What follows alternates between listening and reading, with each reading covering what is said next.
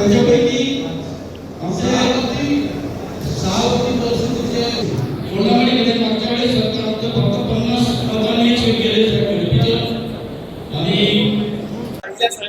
तर नक्की सत्तेमध्ये शिवसेनेचा सहभाग 100% राहील. BLA मध्ये नंदुरबार सागर बॉडीचं साहेब 88% आम्ही BLA निवडणूक केली आहे. नंदुरबार विधानसभेचे साहेब 4 जिल्हा परिषद गट, नवापूर नंदुरबार जिल्ह्यामध्ये टोटल 56 जिल्हा परिषद गट आहेत.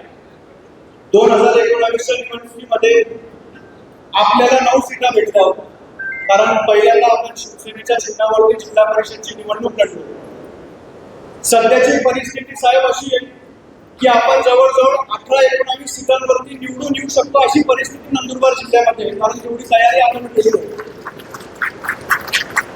5 वर्षांमध्ये साहेब आम्ही पक्ष संघटना वाढवायचा फार प्रयत्न केला आहे.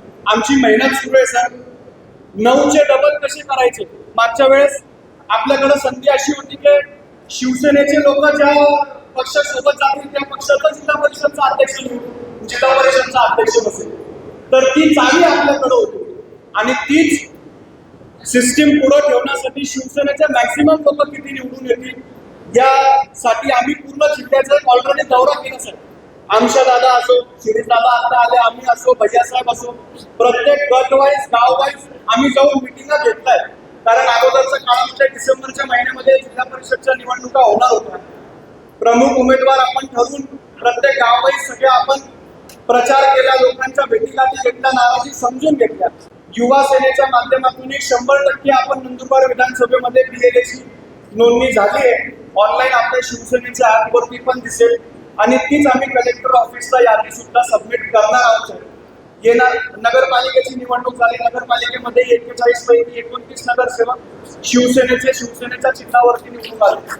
आज आपल्या पक्षाचं नगर अध्यक्ष नंदुरबार नगरपालिका व धडगाव नगरपंचायतीवरती आहे.